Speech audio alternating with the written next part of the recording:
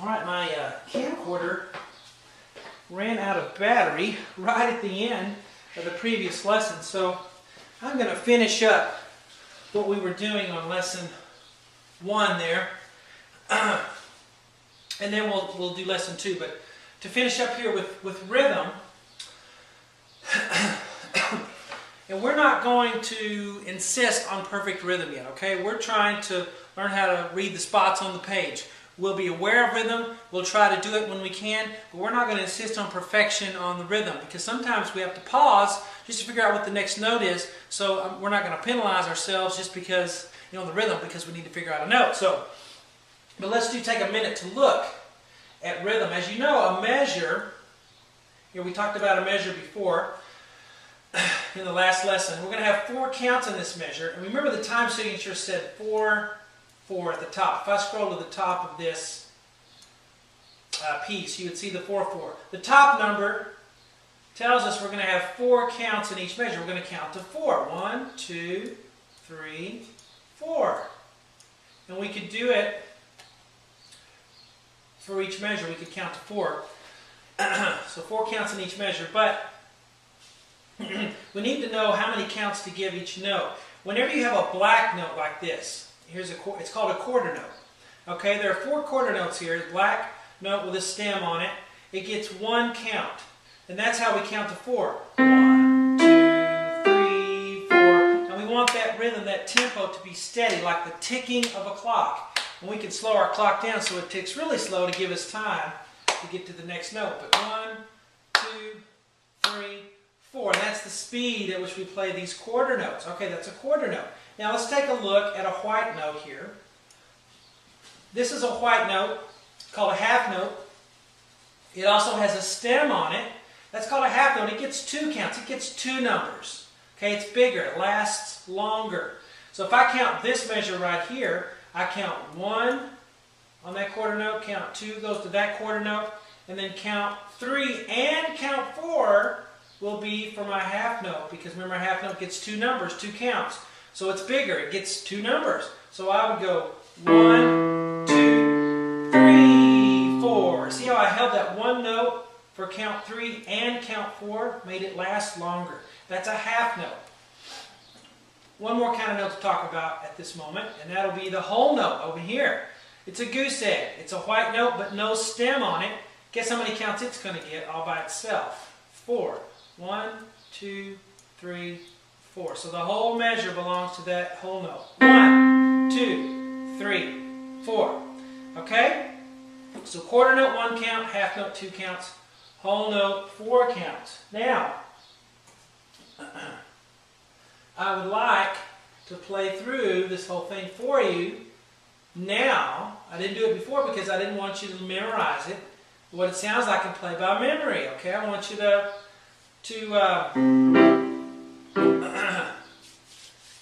use this opportunity to read notes when you first learn something. And then you can hear me play it and know what it sounds like and compare. Alright, so I had to zoom out. Maybe you can't see as good, but I have to be able to see the whole page. So here we go. I'm going to get my hand in C position. My thumb, right hand thumb on middle C. D, E, F, G. So I'm in C position. Left hand, pinky goes on C, D, E, F, G. I have both hands in position. Even though the left hand's not going to play for a while, I got it ready to go. Okay? Alright, here we go. Ready? Go. 1, D, E, F, G, F, E, D, C, E, F, E, C. Left hand.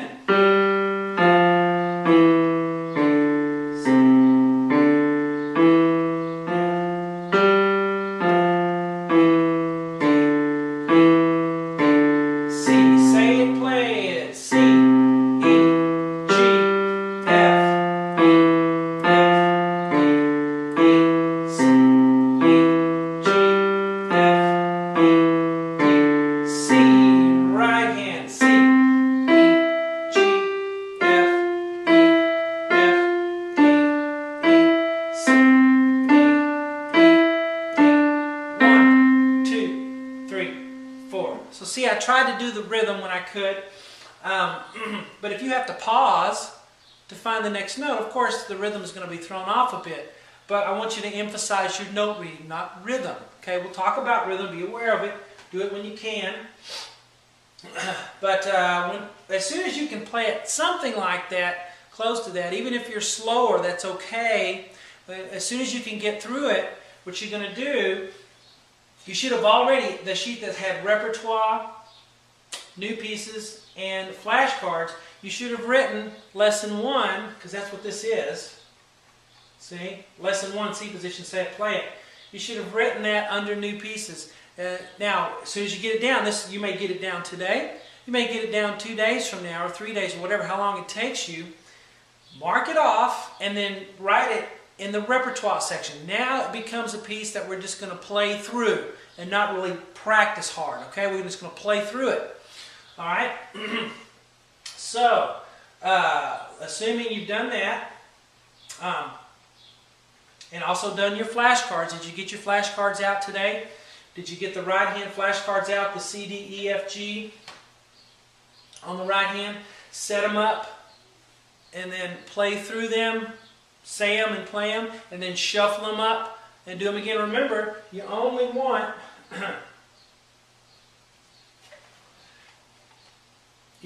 these 5 out of the right hand. There are like 12 of them. Only get out these 5, the C, D, E, F, G that we've learned. Only get those for the right hand, not the left hand, just the right. Set them up, practice them, reshuffle them, play them, reshuffle them, and then get the left hand out. Here's the 5 on the left hand, C, D, E, F, G. Play them, reshuffle them, play them, reshuffle them, and then you're finished for that day, 30 minutes, okay? If you want to go a little bit over 30, that's fine. Don't kill yourself. Now, let's get to lesson 2. Now, lesson 2 is our new piece. So, here it is. Lesson 2, C position, a childhood tune. I didn't write the name of it, because I use some folk songs when we're doing this. I don't write the names of them because I don't want you to know what it sounds like. Okay, if we're going to play such and such, song, I'm not going to tell you what it is, because then you'll listen and use your ear. You don't know what this sounds like. So I'll play it for you at the end. Okay, not now. We're going to use our reading opportunity. All right, so let me zoom out. See, we have 3 lines here again, but I'm going to zoom in so that you can see on your video very well. Hopefully you can see that. It should be pretty big. Now, let's take a look at it. We're about to start. Alright, so if you're starting out your day on your practice session, you shouldn't start on this. You should do your repertoire first. What's your repertoire? Or your repertoire? Lesson 1. Play through it. If you haven't done that, pause the video and do that. And then I'll see you back here. Alright, so here we go. Here's lesson 2. We start out with what? What is this called again? I'm going to ask you these things. What is that called? It's called a treble clef. What is this called? It's called a bass clef. Left hand. Treble clef was right hand. What was this thing on the side that connected the 2 staves? A brace. What are these 4 spaces and 5 lines called? The staff. Treble staff, bass staff. Okay, very good. Now, what is this line called right here? A bar line. A bar line separates what? The measures. A measure. Measure. How many measures do you see on this page right here? 1, 2, 3, 4, 5, 6 measures. Measure 6 is here. It's a good reference point if I say where. Look at measure 6, okay? I didn't put a time signature in this one, but normally we would have 4, 4, okay? So let's put that there. 4, 4. The top number 4 tells us 4 counts in a measure. Do we? 1, 2, 3, 4. 4 counts. Let's look at this measure. The first 2 counts are taken up by quarter notes. Count 1, count 2. But this half note gets how many counts?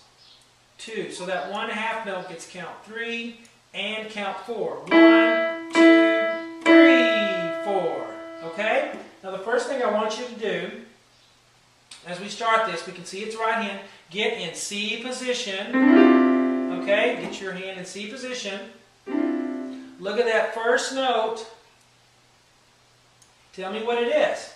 It's either a C, D, E, F, or G. What is it?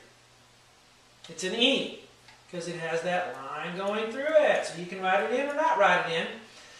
All right, the second note. Yes, it goes down. Yes, it goes to the left. But what's it called? We don't want to just go down and play the note, even though we may get it. We want to know that it is a D. E, D. What's this next one? Easy one. Got a line through it. What's the only note that has that little ledger line through it? C. And then we go back up to what? D. Okay? And let's go through that. E, D, C, D. Say it, play it. What's that? E. What's that? Another E. What's that? Another E. What's that? Underneath the staff. It's a D. Another D. Another D. We'll count 3, 4. 3, 4 for our counts. Because, you know, if we get a chance to do it, we'll do our rhythm. E. Second line up. What's that? Is that an F? No, it's a G. We know it goes up, but don't just go up and play the next note. Alright, because it's not F, it's G because it's on the second line. G, G. 3, 4. Counts 3 and 4. Where do we go back to here? Sometimes it's good to just mark the beginning of each measure, just to give yourself a little help. See, each measure I put the name and I write it in. And then soon we won't need to write them in anymore. E, D, C, and then a D, and then an E, and then 2 more E's. Okay? And so that's the first staff there. Let's scroll down some more. All right, we see some more right hand. What's the first one? Underneath the staff, it's a D, right? I'm going through this with you just like I would if you were my student in my house. D, D, up to E, back down to D, back down to C. We're going to count to 4. 1, 2, 3, 4. Very good. Now, we see the notes go down here now. So what? Bass clef, right? So we're looking at bass clef. Now let's look at this first note. People always have more trouble with the bass clef. They always do. We know it's a C, D, E, F, or G. We know we're supposed to be in C position, so I'll get in the C position. So what is it? Do you know from doing your flashcards yesterday what note is in the 1, 2, 3 space for left hand? It is an E, my friend. So I'm going to write E to start with. Write them in. Don't be too proud to write a few notes in here and there. The reason it's not going to hurt us is because we're going to play so many things. Okay, it will help to write.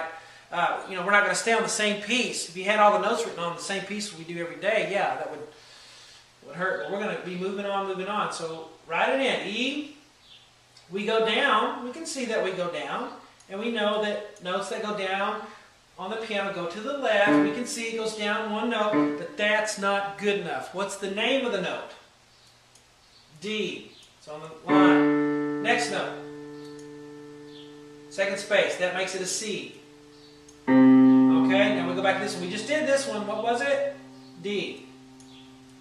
Now I'm going to try to not write them in for a while. That's an E, E, and then another E. We'll count to 3, 4. Now we have 3 Ds. D, D, D, E, G, G. Now a little note about looking at your hands. Yes, it's true that good sight readers, you don't want to look at your hands a whole lot. But you might have to look when you're first starting to make sure you're on the right note. And that's okay. Look down a little bit. But you want to know what the keyboard looks like. How are you going to know what it looks like if you never look at it? So you can look a little bit, but yes, we want to try to not look down every note. Try to look up as much as you can. Try to see the keyboard peripherally. You kind of see where you are, but you're still looking at the music. Okay, let's continue on. Alright, last line. See how I make these pretty short. Okay, I don't want them to be too long. I want us to have quick successes. One success right after another. Gives us confidence. Alright, we're continuing to which hand? Left hand. Alright, we start with the first note of the measure, so I'm going to write it in. It's a good old E. So I'm going to write that in. Now, we'll go on to here. We go down. We can see that we go down. But let's know that it's a D because it's on the third